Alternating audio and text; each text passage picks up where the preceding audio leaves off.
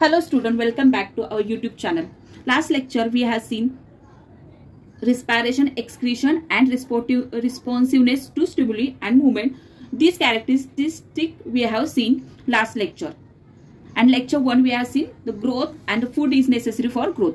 Today we are going to learn reproduction, a definite lifespan, a cellular structure, useful living things, harmful living things and wild animals. And today we are going to finish this lesson. Okay, let's see. What do we learn from these pictures? Now see, इथे थोडे pictures दिलेले आहेत. A bird and its egg, bryophyllum, a mare and her foal, rose cutting. तर तुम्ही ह्या picture मध्ये पाहू शकता. तर काय दिलेलं आहे त्या पिक्चर मध्ये? काय दिसतंय? तर लिव्हिंग थिंग्स काय करतात? Produce other living things. हे आपल्याला या पिक्चर मध्ये दिसत आहे. तर त्याला काय म्हणतो आपण? Reproduction. Means living things produce other living things like themselves. Some animals give birth to their young ones. Some lay eggs. Their young ones hatch out of the eggs. New plants are produced from the seed, stem or leaves of plants. The process by which a living thing generates a new living things like itself is called reproduction or procreation. म्हणजेच living things त्यांच्यासारखे same दिसणारे सजीव किंवा living things produce करतात आणि काही प्राणी त्यातले काही ॲनिमल्स त्यांच्या यंग वन्सला जन्म देतात, पिल्लांना जन्म देतात. काही ले सम एग्स म्हणजे काही अंडी घालतात. तर त्याचबरोबर त्या अंड्यांमधून पिल्ले म्हणजे त्यांचे यंग वन्स बाहेर पडतात. तर काही जी झाडे असतात त्यांची नवीन झाडे काय करत असतात? बिया, खोड आणि पानांपासून निर्माण होत असतात. म्हणजे इथे प्लांट्स दिलेत बघा. त्यांच्या बियांपासून आणि खोडापासून तर काही पानांपासून ती प्लांट्स तयार होत असतात. म्हणजेच याचा अर्थ काय की लिव्हिंग थिंग्स मध्ये रिप्रोडक्शन हे सगळ्यात इम्पॉर्टंट कॅरेक्टरिस्टिक आहे. म्हणजे ते जे लिव्हिंग थिंग्स असतात ते स्वतःसारखेच दिसणारे अजून नवीन लिव्हिंग थिंग्स तयार करत असतात आणि ह्याच गोष्टीला आपण काय म्हणतो? Reproduction. The living thing generate a new living things like itself is called the reproduction. This process is called reproduction or procreation. Now observe the picture. See, now observe the picture.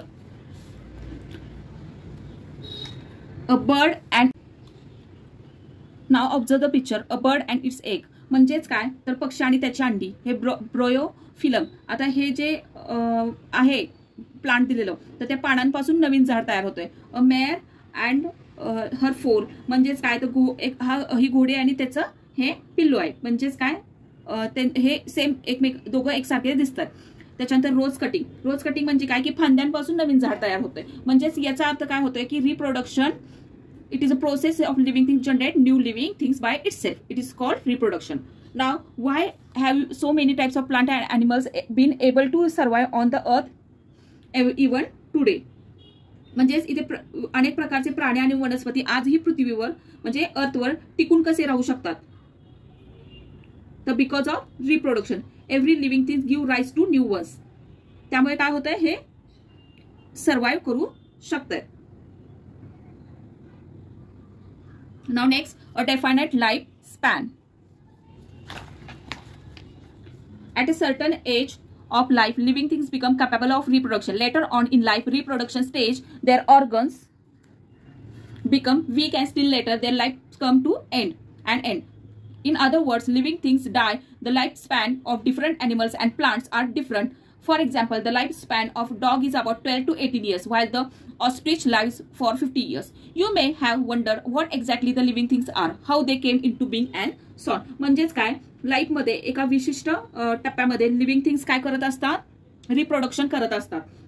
त्यानंतर त्यांचे जे organs असतात ते weak होतात काही काळानंतर आणि शेवटी त्यांचे काय होतं? लाईफ स्पॅन म्हणजे ते लाईफ जे असतं ते संपतं. म्हणजेच काय? In other word, living things die म्हणजे ते डाय होतात, मरतात. The life span of different animals plant are different. म्हणजे प्रत्येक एनिमल्सचं आणि त्या प्लांटचं हे वेगवेगळं आयुष्य असतं किंवा लाईफ स्पॅन वेगवेगळा असतो. फॉर एक्झाम्पल इथे एक दिलेला आहे डॉगचा.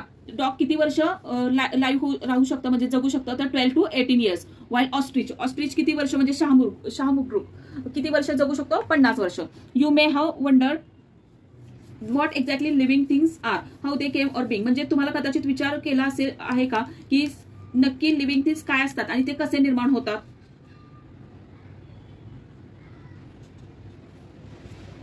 आता इथे पहा, हे जे पिक्चर दिलेलं आहे या पिक्चरमध्ये आपल्याला हे प्लांट ग्रीन, इथे डार्क ग्रीन, या पिक्चरमध्ये ऑरेंज, इथे लिपलेस आणि ग्रीन, परत अगेन ग्रीन दिसते. म्हणजे याचाच अर्थ काय होतो की हे जे दिलेलं आहे तर ह्यांची फर्स्ट हे छोटं असेल स्टार्टचं, त्याच्यानंतर हे डार्क झालं, त्याच्यानंतर हे म्हातारं झालं असं म्हणून चालू आहे, आणि हे इथे परत डाय झालं आणि again it get new one. Same तसंच प्राण्यांमध्ये पण हे छोटं बेबी, त्याच्यानंतर हे थोडं मोठं झालं, नंतर त्याला अजून एक बेबी झालं, मग ते म्हातारं झालं, मग ते परत हे मोठं झालं आणि हे परत डाय झालं. म्हणजेच याचा अर्थ काय की सर्व जे लिव्हिंग थिंग्स असतात त्यांना जन्म, वाढ, रिप्रोडक्शन, म्हातारपण म्हणजे ओल्ड एज आणि मृत्यू म्हणजे मृत्यू, ह्या सर्व टप्प्यांमधून जावं लागतं. The lifespan of the giant turtle found on Galapagos Island in South America is about 170 years. On other hand, lifespan of mayfly ranges from 1 hour to 24 hours. म्हणजे या पिक्चरमध्ये एक टर्टल दिले आहे जे साऊथ अमेरिकेमध्ये असते, तर त्याचं लाईफ स्पॅन किती आहे 170 इयर्स. तसेच ह्या बटरफ्लायचं लाईफ स्पॅन 1 hour ते 24 hours म्हणजे 1 तास ते 1 दिवसापर्यंत असते. Now next, can you tell, observe a honeycomb and a wall, what are they made up of? You may have seen small compartments of honeycomb. These compartments are joined together to form honeycomb. A wall has bricks. To construct a wall, we firmly join the bricks together. आता इथे ही एक wall दिली आणि इथे हनीकोम म्हणजे मधमाशीचं पोळं दाखवलंय. Okay, तर मधमाशांच्या पोळ्यातले हे जे छोटे छोटे भाग पाहिले असतील, हे भाग एकमेकांना म्हणजे हे जे पार्ट आहे ते एकमेकांना काय झाले, जॉईंट झालेत किंवा जोडलेले आहेत, त्यामुळे हे पोळे तयार होते. बरोबर. आणि भिंत कशामुळे, म्हणजे ही वॉल कशामुळे तयार होते, या विटांनी बनते. सेम तसेच या भिंत तयार करण्यासाठी विटा घट्ट जोडाव्या लागतात. बरोबर.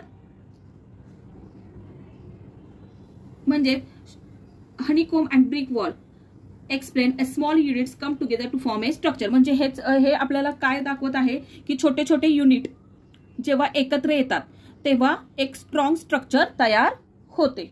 Next, a cellular structure. Living things are made up of small units called cells.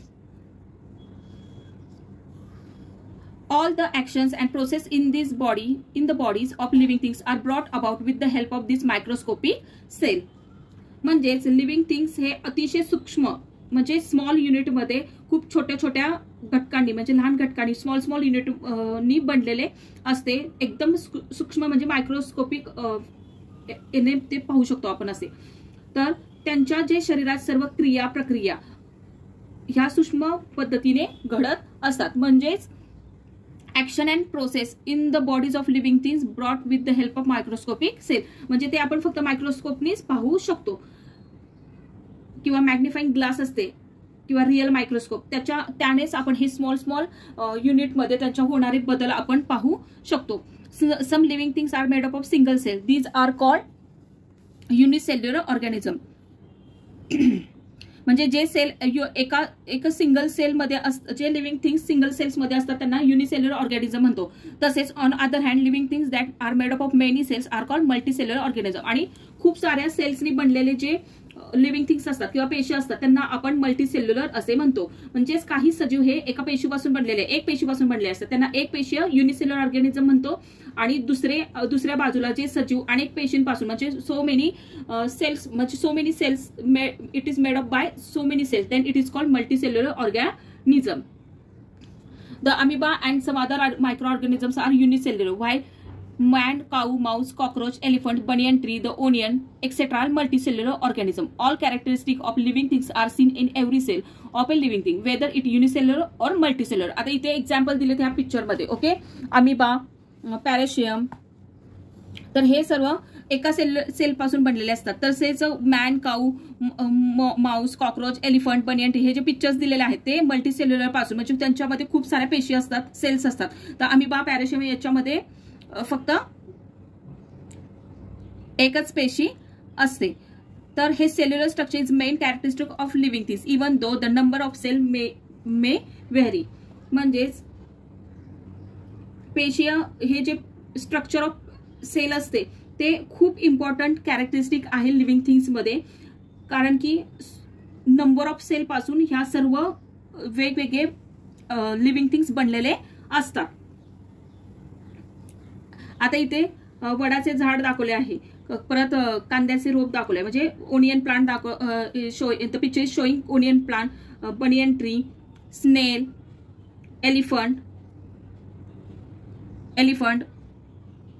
Pigeon, cockroach, पॅराशा. म्हणजे what they showing that their structure is different, but it is that structure is different, but it is whether it is unicellular or multicellular, and the cellular structure is different, but it is very important characteristic in living things.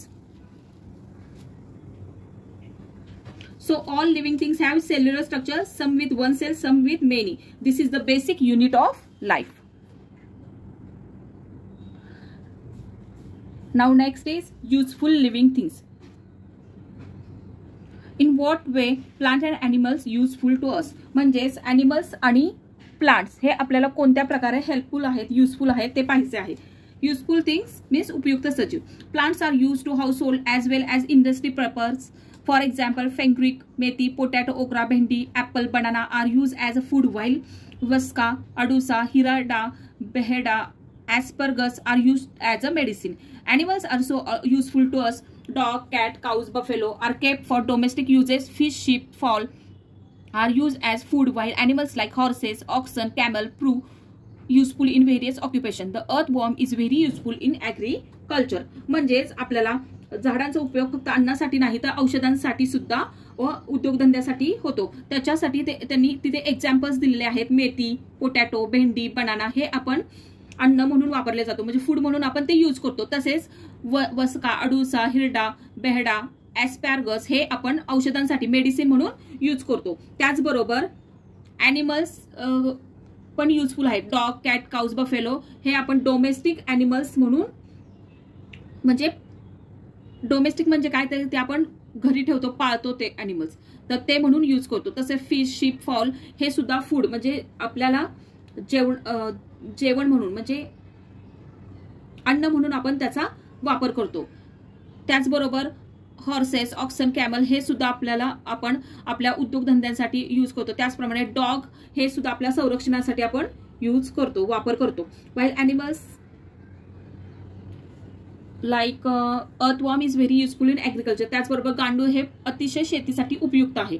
म्हणजे यावरून काय कळतं आपल्याला की आपल्याला plant and ॲनिमल्सची तेवढीच गरज असते, कारण की ते आपल्याला अन्नासाठी, औषधांसाठी, उद्योगांसाठी म्हणजेच food as a use of food, medicine आणि ऑक्युपेशनसाठी आपण ते यूज करत असतो. Now next is harmful living things. आता हार्मफुल म्हणजे काय, हानिकारक, की ज्यांच्यामुळे आपल्याला त्रास होऊ शकतो असे कोणते लिव्हिंग थिंग्स आहेत. तर some animals and plants around us are harmful to man. For example, mosquito and flies spread diseases. Cockroaches, mice, rat destroy our food. Lice, ticks also spread diseases. The bites of some poisonous lizards, spiders, snakes, and scorpions can even cause death. If wild elephants enter human settlement, they cause a lot of destruction. Some plants too can be harmful, as for example the dodder, parthenium, and other weeds. Pods of the nettle, colosia leaves cause itching. Plants like oleander, lanthana have strong odors. The datura plant is poisonous. Uncontrolled growth of fungi and algae in water pollutes drinking water and may cause the spread of diseases.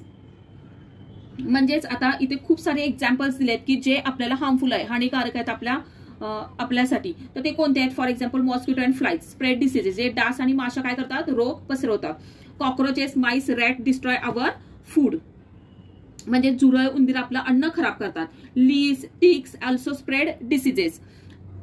जू, किडे सुद्धा रोग पसरवतात. तसेच काही विषारी जे असतात म्हणजे poisonous lizards, spider, snakes and scorpions can also even cause death. काही विषारी सरडे, कोळी, साप, विंच हे यांचे दंश, म्हणजे त्यांनी जर आपल्याला मारले, म्हणजे दंश मारला तर मृत्यू सुद्धा घडवू शकतात. तसेच wild elephant enter human settlement, they cause a lot of destruction. जे वनहाती असतात म्हणजे वनात असणारे हाती लोकवस्तीत आले तर ते खूप हानी करतात. Some plant too can be harmful, for example dodder, parthenium and other weeds. काही झाडं इतके हानिकारक असतात की फॉर एक्झाम्पल आम्रवेल, काँग्रेस गवत आणि वेगळ्या प्रकारचे गवत असतात ते. Pods of nettle, colocasia leaves cause itching. काटेरी झाडं तसेच अळूची पानं त्यांच्यामुळे खाज म्हणजे आपल्याला सतत आपल्या अंगावर जर ते टच झाले तर खजवू वाटतं. त्याचबरोबर plants like oleander, lantana have strong odours. यांना कळलावी, लटाणा या तीव्र यांचा वास येतो. त्याचबरोबर धतुरा हे प्लांट खूप पॉइझनस असतं. धोत्रा नावाचं एक झाड असतं ते खूप विषारी असतं. Uncontrol growth of fungi and algae in water pollutes drinking water. त्या पाण्यात बुरशी, शेवाळाची अनियंत्रित वाढ यामुळे पण पिण्याचे पाणी खराब होऊन रोग पसरू शकतो. यावरून काय एक गोष्ट आपल्या लक्षात येतात की some living things are very useful in our daily life and some of them gives food, medicine, help in our, but some can harm us by spreading diseases, causing danger. म्हणजेच काही वनस्पती प्राणी आपल्यासाठी खूप उपयुक्त आहेत की अन्न औषधे आपल्याला कामासाठी उपयोग होतात, पण त्याचप्रमाणे जे काही असतात ते आजार, विषारी दंश किंवा नुकसान आपलं करू शकतात. So we must learn to identify and use them carefully. त्यामुळे आपल्याला ते व्यवस्थित ओळखता आले पाहिजे की कोणते आपल्या फायद्याचे आहेत आणि कोणते आपल्यासाठी हार्मफुल आहेत. Next topic is wild animals. Wild animals that hunt other animals for food are called predator. For example, tiger, lions, owls, leopards. Sometimes, due to deforestation, such animals enter human settlement in search of food and may kill domestic animals or people. म्हणजेच wild animals म्हणजे जंगली प्राणी. इथे picture मध्ये बघा आपल्याला पाहता येते टायगर्स अँड लेपर्ड्स. तर हे जे प्रेडिटर्स असतात, प्रेडिटर म्हणजे काय तर जंगली प्राणी जे इतर प्राण्यांना अन्न म्हणून मारतात आणि ते शिकारी प्राणी शिकार म्हणून त्यांची खातात. प्रेडिटर म्हणजे काय, शिकार करणारे प्राणी की जे दुसरे प्राणी मारून त्या प्राण्यांना खाऊन ते त्यांचं पोट भरत असतात. फॉर एक्झाम्पल मग कोणते कोणते दिलेत त्याच्यामध्ये टायगर, लायन, लेपर्ड्स. तर हे कधी कधी डिफॉरेस्टेशन म्हणजे जर जंगल आपण खूप सारी झाडं तोडली तर त्यांचं ते अन्नाच्या शोधात म्हणजे शोधात मानवी वस्तीत येऊ शकतात आणि जे आपण पाळीव प्राणी म्हणजे जे आता आपण पाहिले काही जे प्राणी असतात की जे आपण पाळू शकतो त्यांना ते खाऊन त्यांचं पोट भरू शकतात. Now find out. See, watch TV channels such as National Geographic, Discovery and collect information regarding various plant animals found in our surrounding. Have class discussion with reference to collect information. इथे एक activity दिलेली आहे की तुम्ही national geographical discovery हे channel पहा आणि तुमच्या आजूबाजूला जे आढळणारे ज्या विविध वनस्पती प्राणी असतात की जे तुमच्या आजूबाजूला प्राणी ॲनिमल्स प्लांट जे राहतात त्यांचं ऑब्झर्वेशन करा आणि ते तुमच्या क्लासमध्ये डिस्कस करा. Always remember, many plants and animals in nature satisfy our needs. The use of such plants and animals should be restricted only to our needs. We should not pluck leaves, flowers and fruit unnecessary. Animals should not be hunted. They should not be teased just for fun. It is responsibility and duty of all of us to protect plants and animals. म्हणजेच निसर्गामध्ये म्हणजे नेचरमध्ये खूप सारे वनस्पती आणि प्राणी, plants आणि animals आपली काय करत असतात, गरज भागवत असतात. तर विनाकारण त्यांना कोणी आपण त्रास न दिला पाहिजे कारण की ते आपल्याला हवं तेव्हा आपली त्यांच्याकडून गरज भागत असते. फॉर एक्झाम्पल पानं, फुलं, फळं हे उगाच म्हणजे काही गरज नसताना तोडू नये. त्याचबरोबर आपल्या मजेसाठी, आपल्या एन्जॉयमेंटसाठी कोणत्याही प्राण्यांना त्रास देऊ नये आणि त्यांचं आपण संरक्षण करायची ही आपली जबाबदारी असली पाहिजे, आपलं कर्तव्य असले पाहिजे की प्लांट अँड ॲनिमल्सचं आपण प्रोटेक्ट त्यांना करायचं, संरक्षण करायचं. Now see, today we complete this lesson. Now what we have learn from this lesson. काय काय आपण पाहिलं या लेसन मध्ये. तर first of all growth. Second point आपण कॅरेक्टरिस्टिक पाहिल्या लिव्हिंग थिंगचे. तर ते कोणते कोणते होते, growth, respiration, excretion, reproduction, responsive to stimuli movement, definite life span आणि सेल्युलर स्ट्रक्चर. ह्या सर्वच कॅरेक्टरिस्टिक आपण इथे कव्हर केले या लेसन मध्ये. त्याचबरोबर ॲनिमल्सना एक ठराविक काळापर्यंत वाढ होते तसेच प्लांटची वाढ ठराविक काळापर्यंत सतत वाढ होत असते हे पाहिलं.